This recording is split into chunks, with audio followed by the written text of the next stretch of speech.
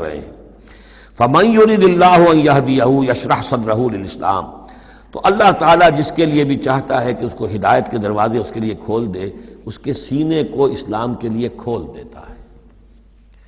یہ ایک بڑی معنوی حقیقت ہے، اس پہ غور کیجئے گا۔ شرح صدر، الم نشرح لک صدرک، یہ جو حضور کے لیے خاص طور پر شرح صدر جو ہے اللہ تعالیٰ نے ایک بہت بڑے احسان کے طور پر بیان فرمایا، الم نشرح لک صدرک، اس شرح صدر کی ہر مسلمان کو دعا کرنی چاہیے۔ اللہم ربنا نور قلوبنا بالایمان واشرح صدورنا للاسلام، اے اللہ ہمارے دلوں کو تو نور ایمان سے منور فرما دے اور ہمارے سینوں کو اسلام کے لیے کھول دے۔ اس کے معنی کیا ہے؟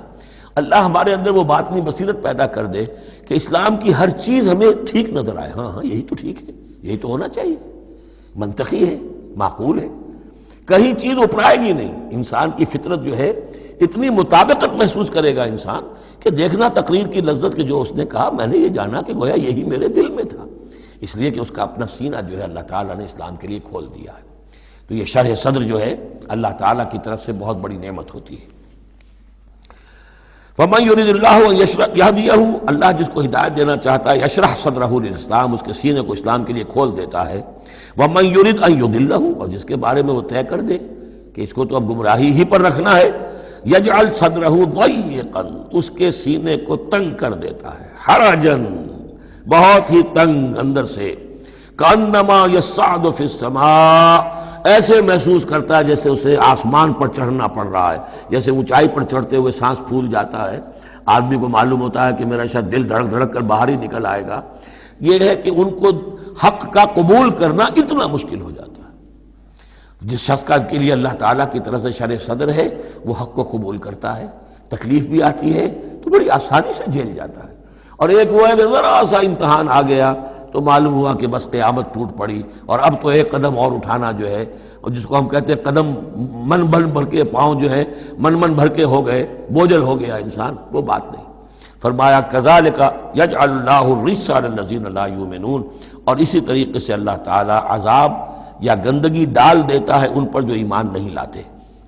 وَهَذَا صِرَاطُ رَبِّكَ مُسْتَقِيمًا، اور یہ ہے تیرے رب کا سیدھا سیدھا راستہ۔ قَدْ فَصَّلْنَا الْآيَاتِ لِقَوْمٍ يَذَّكَّرُونَ، ہم نے اپنی آیات خوب تفصیل سے بیان کر دی ہیں ان لوگوں کے لیے جو تذکر اخذ کرنا چاہیں، نصیحت حاصل کرنا چاہیں، ہدایت حاصل کرنا چاہیں۔ لَهُمْ دَارُ السَّلَامِ عِندَ رَبِّهِمْ، ان کے لیے سلامتی والا گھر ہے ان کے رب کے پاس، جنت کے لیے دوسرا لفظ ہے دار السلام۔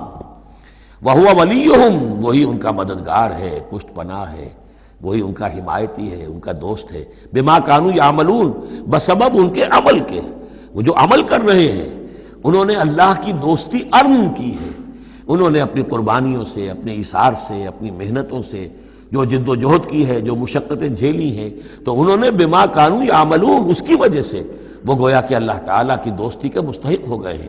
وَهُوَ وَلِيُّهُمْ بِمَا كَانُوا يَعْمَلُونَ۔